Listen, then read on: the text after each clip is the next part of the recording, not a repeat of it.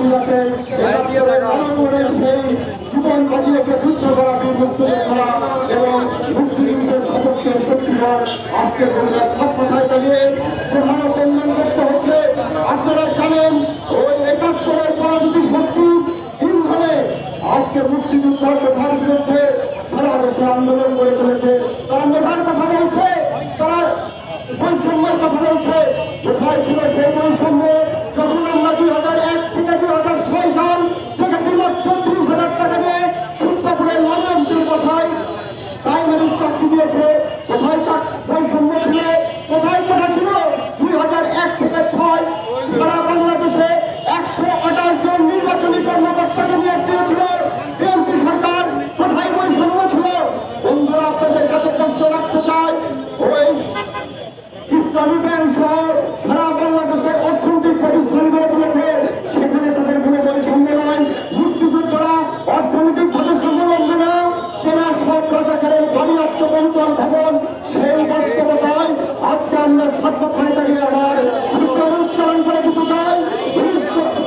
2013 সালে যেমন রাজাকারের বিচার আপনারা লিখতে পারেন নাই, তেমনি ভাবে 2024 সালেও মুক্তিযুদ্ধকে রাখতে পারবেন না। কারণ মুক্তিযুদ্ধের সন্তানদের গায়ে বিশুদ্ধ রক্ত, আর আপনাদের গায়ে রয়েছে পরাজিতের রক্ত, বেঈমানের রক্ত, রাজাকারের রক্ত।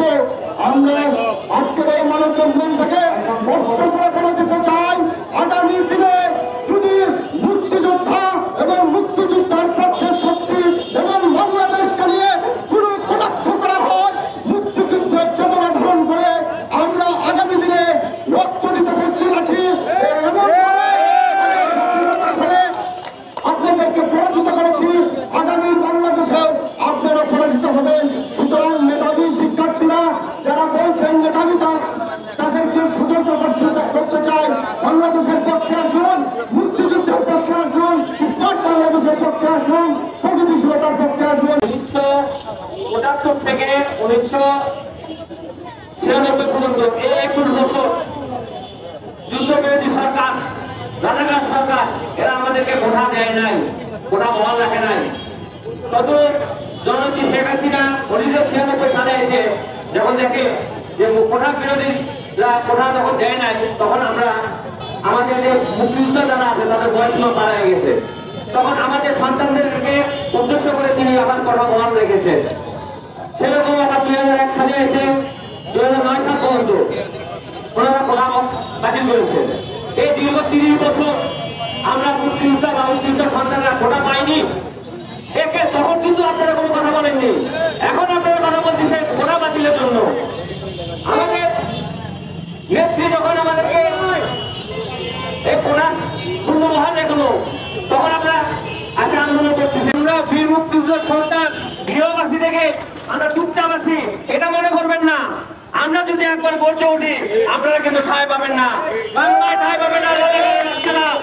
তাই বলতে চাই সবাইকে, কোঠা আন্দোলন বিরোধী যারা আছেন তারা সাবধান হয়ে যান। আমরা যদি একবার গর্জে উঠি, আপনারা কিন্তু ঠাঁই পাবেন না বাংলাদেশে।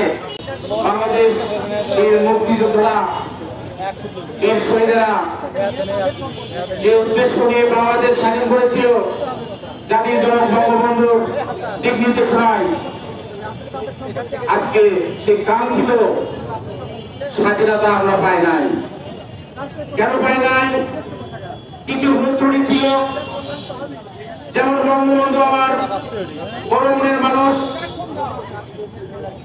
সে যেমন জাতীয় রাজাকার, এই জাতীয় রাজাকার গুলো সাধারণ ক্ষমা করে দিয়েছিল।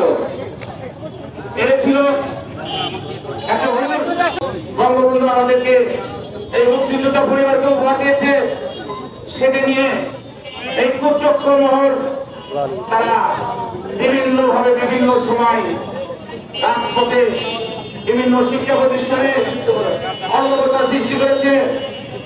তা আমি বলতে চাই, সাবধান। আমরা আগে যে বীর মুক্তিযোদ্ধারা ছিল, বেঁচে আছে এখন, সেখান থেকে আমরা তার সন্তানেরা হয়েছি। 1971 সালের যুদ্ধের পর থেকে 1975 থেকে 1996 সাল পর্যন্ত কোন মুক্তিযোদ্ধা পড়ে এখানে কার্যকর হয় নাই। 2001 সাল থেকে 2009 সাল পর্যন্ত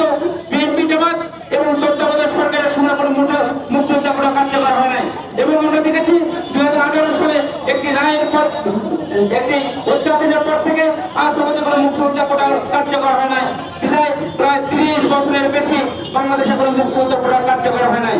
বিদায় কোনো মুক্তিযোদ্ধারা তেমন সুবিধা পায় নাই, মুক্তিযোদ্ধার সন্তানরা তেমন সুবিধা পায় নাই।